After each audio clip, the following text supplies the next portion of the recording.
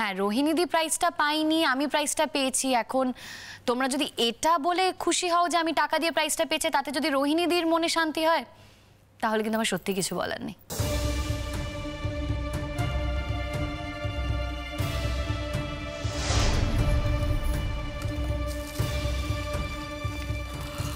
যশ, তুমি কি এখনো বুঝতে পারছো না তুমি কত বড় ভুল করছো? বুঝতে পারছো না?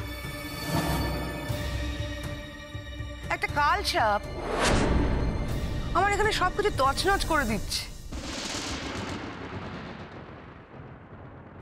আমার ছেলে আশ্রয় দিয়েছে, তার বদলে আমার ছেলেকে, আমার ছেলের বউকে সমানে অপমান করে যাচ্ছে। কি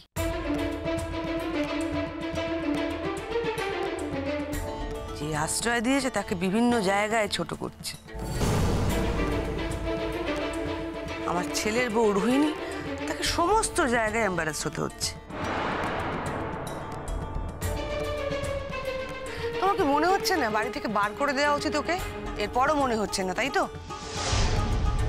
চলেই যাচ্ছিলাম, কিন্তু কথাটা শুনতে পেয়ে দাঁড়িয়ে গেলাম। জজদা, আজকে যা বলার সবার সামনে বলে দাও। যদি সত্যি সময় হয়ে যায় আমার এই বাড়ি থেকে চলে যাওয়ার, আমি চলে যাব, আর অপেক্ষা করব না।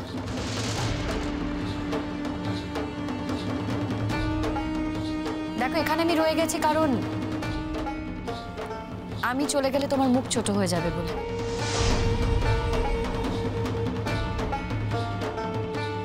যাও যাও যাও না, তুমি তুমি এবার নিজের ব্যবস্থা নিজে করে নাও তো। এই বাড়িতে না আমরা কেউ তোমাকে রাখতে চাই না, যাও।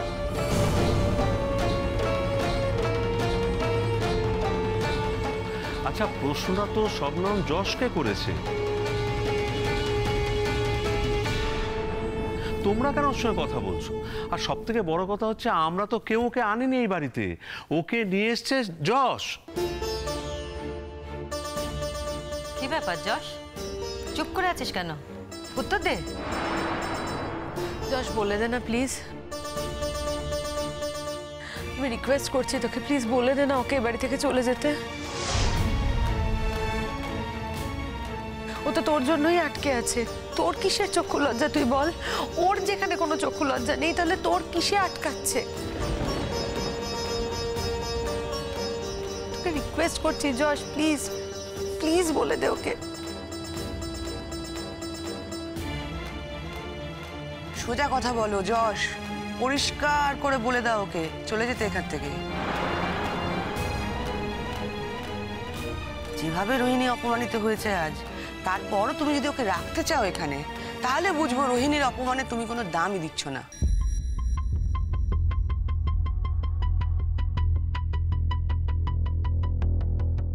আমি কিন্তু ওয়েট করছি জজদা, চুপ করে দাঁড়িয়ে না থেকে বলো। আমি তোমার কথা শোনার জন্য ওয়েট করছি।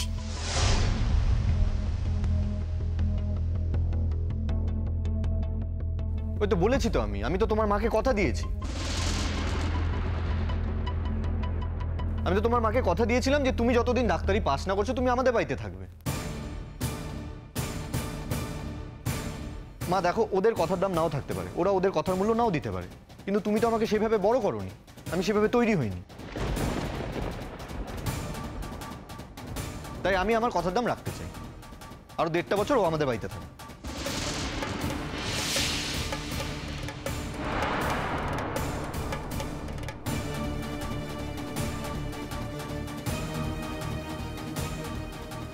চলো শবনম।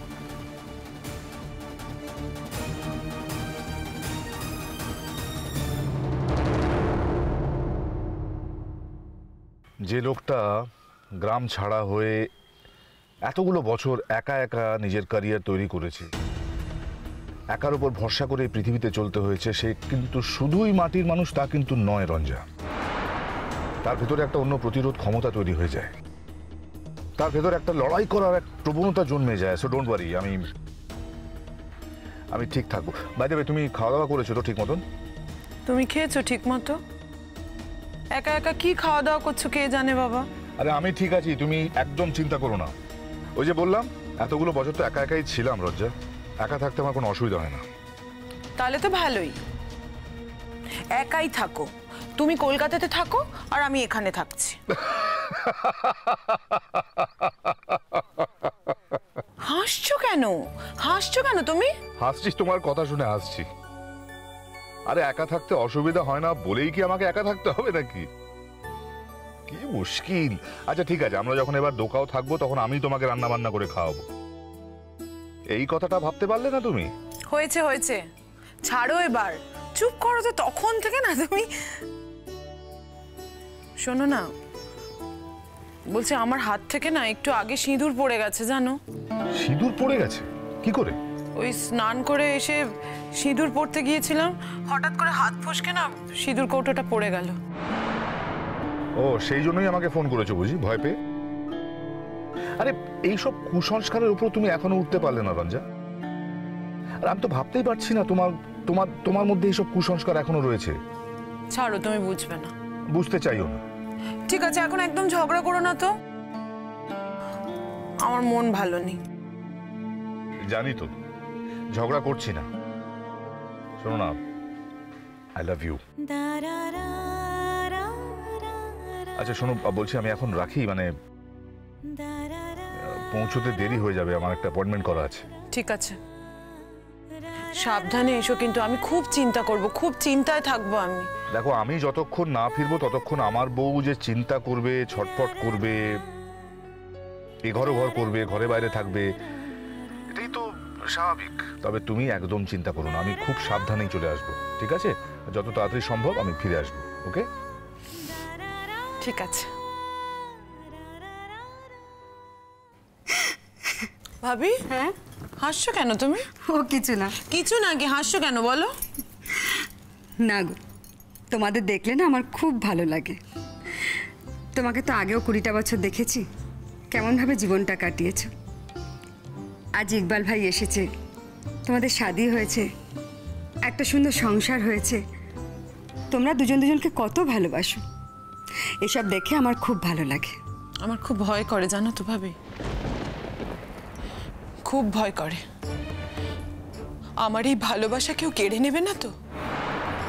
ভালোবাসা কেউ কেড়ে নিতে পারে না। জানি ভাবি, ভালোবাসা কেউ কেড়ে নিতে পারে না। যদি তাই হতো, এত বাধা বিপত্তি গেছে, কেউ পেরেছে? আমি সে কথা বলছি না, আমি বলছি ভালোবাসা নাই বা কারুক, ভালোবাসার মানুষটাকে কি কেড়ে নিতে পারে? রঞ্জা আপা, একদম এসব বাজে কথা বলবে না, একদম এসব কিছু ভাববেও না তুমি। দাঁড়াও আমি সিঁদুরটা মুছে দিই। ভাবি, আমার রবিউল দাদাকে খুব ভয় করে ভাবি, খুব ভয় করে। যে নিজের মেয়েকে মেরে ফেলার চেষ্টা করতে পারে, সে পারে না এমন কোনো কাজ নেই। খুব ভয় করে ভাবি আমার। আমারও তো সেটাই ভয়, যে তার নিজের মেয়েকে মেরে ফেলার চেষ্টা করে,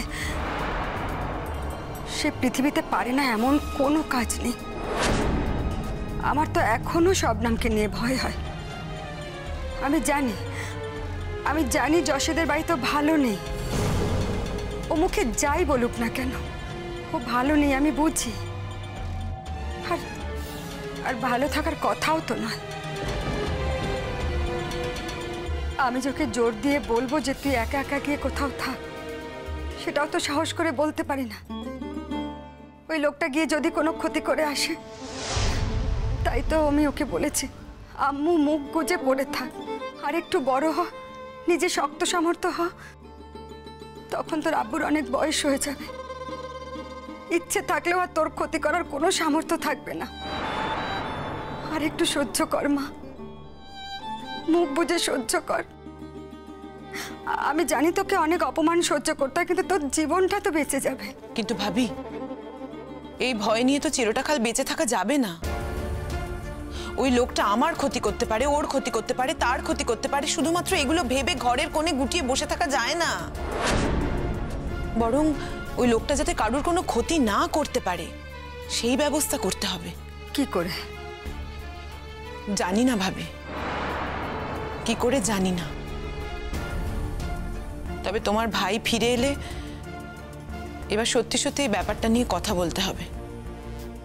কত বড় কাণ্ড করে রবিউল দাদা জেল থেকে বেরোলো, এবার কার ক্ষতি করবে কার ক্ষতি করবে এই ভেবে সারাক্ষণ আমাদের তটস্থ হয়ে থাকতে হবে? না ভাবি, না, জীবন একটাই। এই একটা মাত্র জীবনে সারাক্ষণ এই ভয় ভীতি নিয়ে কাটানো যাবে না। বরং যে ক্ষতি করতে পারে তার মুখোমুখি দাঁড়াতে হবে, যাতে সে কোনো ক্ষতি না করতে পারে সেই ব্যবস্থা করতে হবে। এই টেনশন নিয়ে, এই উদ্বেগ নিয়ে কাটানো যায় না ভাবি। এই যে তোমার ভাই বলল না যে অনেক রাত করে বাড়িতে ফিরবে, কি যে টেনশন হয় আমার, কি যে টেনশন হচ্ছে তোমাকে বলে বোঝাতে পারবো না। সারাক্ষণ অপেক্ষায় থাকবো আমি। ও তো ওই পথ দিয়েই ফিরবে যে পথ দিয়ে ওরা যশকে ধরে নিয়ে গিয়েছিল, নদীর ধারে নিয়ে গিয়ে যশকে মেরে ফেলার চেষ্টা করেছিল। ওই পথ দিয়ে তো। তুমি অনেক বেশি ভাবছো রঞ্জা আপা, এত কিছু ভেবো না তো। ইকবাল ভাইয়ের কাছে গাড়ি থাকবে, ওর সঙ্গে ওরা পেরে উঠবে না। আমি বলেছি তোমরা একটু সাবধানে থাকো, সাবধানের মান নেই। তার মানে তো এই নয় যে নিজেকে একেবারে এভাবে গুটিয়ে রাখতে হবে। আমি তো আছি রঞ্জা আপা, আমার উপর তোমার এতটুকু ভরসা নেই? আছে ভাবি, তোমার উপর ভরসা আছে। তুমি যেভাবে লড়াই করছো, তুমি তো বাঘের ঘরে থেকে লড়াই করছো। তাহলে আমি বাঘের ঘরে থেকে লড়াই করছি আর আমার কথা একটুও ভাবছো না? ভাবছি, তোমার কথা সবসময় ভাবি, কিন্তু এই কথাটাও না ভেবে থাকতে পারছি না। রবিউল দাদা ইকবালের মারাত্মক ক্ষতি করে দিতে পারে। ইকবাল ভাইয়ের যদি কোনো ক্ষতি হয়, ইকবাল ভাইয়ের গায়ে যদি এতটুকু আঁচল লাগে, তাহলে ওই মানুষটার কত বড় ক্ষতি আমি করব তা তুমি ভাবতেও পারছো না। কি হবে বলো তো, কি হবে? সবাই আমাকে খুনি বলে দেখে দেবে, সবাই বলবে ওই মেয়েটা তার স্বামীকে খুন করেছে। কিচ্ছু যায় আসে না, আমার কিচ্ছু যায় আসে না। আমার হাত দুটো রক্তে লাল হয়ে যাবে, কিন্তু তার বদলে কতগুলো মানুষ তো ভালোভাবে বাঁচবে, শান্তিতে বাঁচবে। এটাই তো ঢের। আমার জীবন আর কি পাওয়া আছে বলো তো, কি পাওয়া আছে?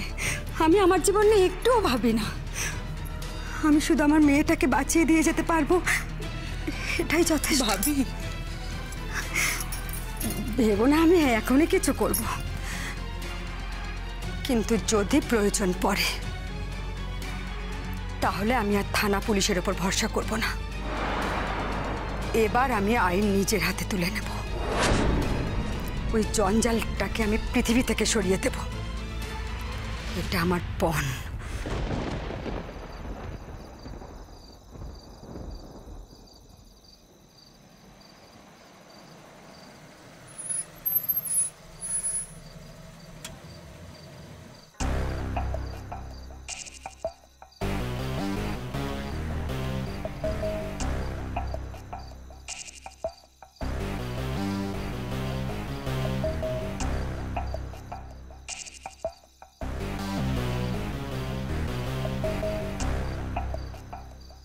তোমার সঙ্গে একটু কথা আছে।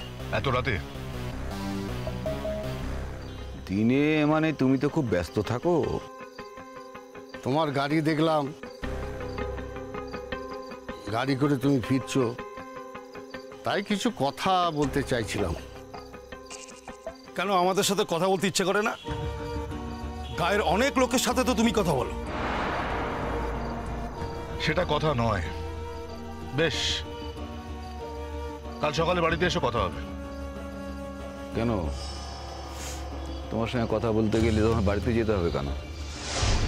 নাও না, বাড়িতে একটু বেরিয়ে এসো না, মিনিট 5 কথা বলবো, তারপর ছেড়ে দেবো। এরা কি কোনো ভয়ঙ্কর ক্ষতি করতে চাইছে আমার? কিন্তু এখন যদি ওরা পথ না ছাড়ে আমি তো গাড়ি নিয়ে যেতেও পারবো না। দেখাই যাক কি বলতে চায় ওরা।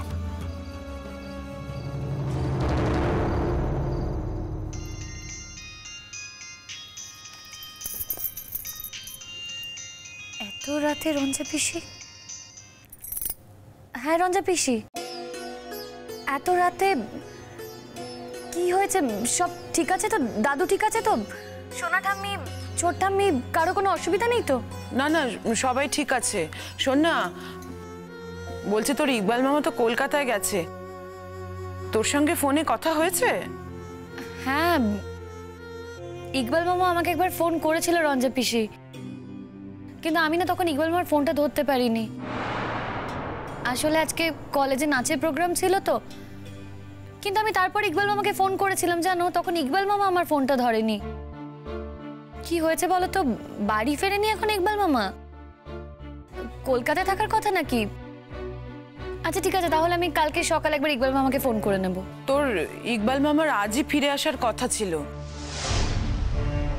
যখন কলকাতা থেকে স্টার্ট করে তখন আমাকে জানায়, কিন্তু দেখ এখনো ফেরেনি। এত রাত হয়ে গেছে এখনো ফেরেনি। অবশ্য আমাকে বলেছিল যে আমি ফ্ল্যাটে গিয়ে একটু রেস্ট নিয়েও ফিরতে পারি, আসলে খুব টায়ার্ড তো। আমি কিন্তু বলেছিলাম যে তুমি রেস্ট টেস্ট নিয়ে তারপর ফেরো। তখন তোর ইকবাল মামা বলল যে না, আমি বাড়ি ফিরে আসি তারপরেই রেস্ট নেবো।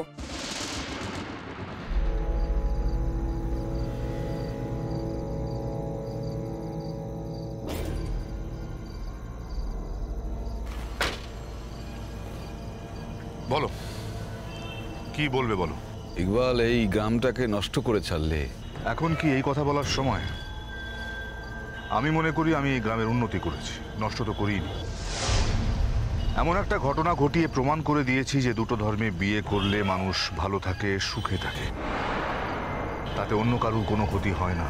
আমরা মনে করি এই গ্রামের সব থেকে বড় ক্ষতি করেছো তুমি। শুধু তুমি নও, তুমি যাকে বিয়ে করেছো সে প্রথম শুরু করে এই গ্রামের ক্ষতি করাটা। আমার মেয়েটা বিপথে চলে গেল। আমার মেয়েটা এখন একজনের কলকাতায় একটা ছেলের রক্ষিতা হয়ে আছে। আর এই সবকিছু ওই মেয়ে মানুষটার জন্য। খবরদার রবিউল, মুখ সামনে ভদ্রভাবে কথা বলো। কাকে মেয়ে মানুষ বলছো তুমি? আমার নিকাহ করা স্ত্রীকে? ছাড়ো, এসব ছেড়ে দাও ইকবাল।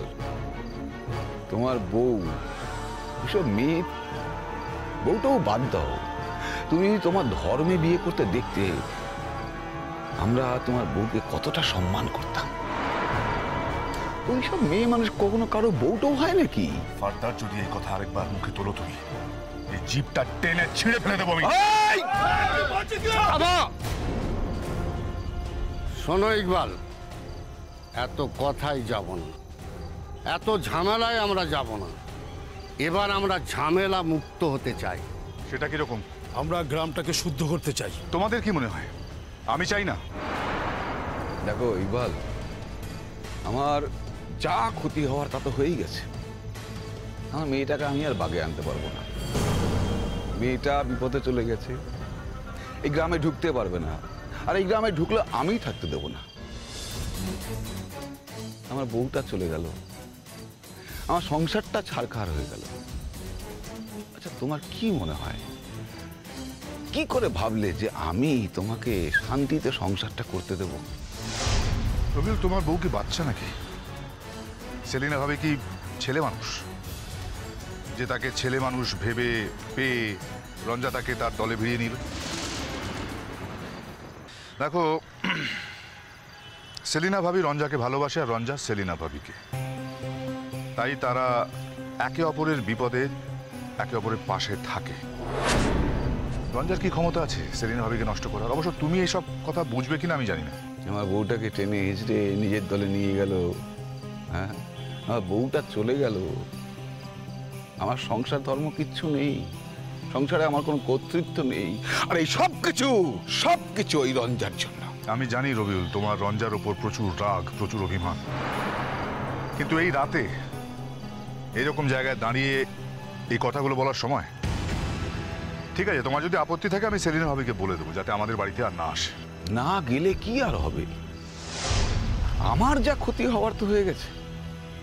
আচ্ছা ইকবাল, তুমি একটা তোমার ধর্মের বাইরের মেয়েকে কেন বিয়ে করলে বলো তো? গ্রামের এত বড় একটা ক্ষতি তুমি কেন করলে? বললাম তো, আমি মনে করি আমি গ্রামের কোনো ক্ষতি করিনি। এটা আমারও গ্রাম রবিউল, উন্নতি করার চেষ্টা করেছিলাম। তাও যদি তোমাদের মনে হয় এই গ্রামে আমার থাকা উচিত না, আমি চলে যাবো রঞ্জাকে নিয়ে এখান থেকে। আমি তো চেয়েছিলাম তোমাদের সবার পাশে থাকার, তোমাদের সাহায্য করা, তোমার পাশে দাঁড়ানোর। সেটা যদি আমার অপরাধ হয়ে থাকে তাহলে আমি চলে যাব। ঠিক আছে, আসছি, পরে কথা হবে। যাই বললে কি আর চলে যাওয়া যায় নাকি? চলে গেলে আমি আমার বদলাটা নেব কি করে? মানে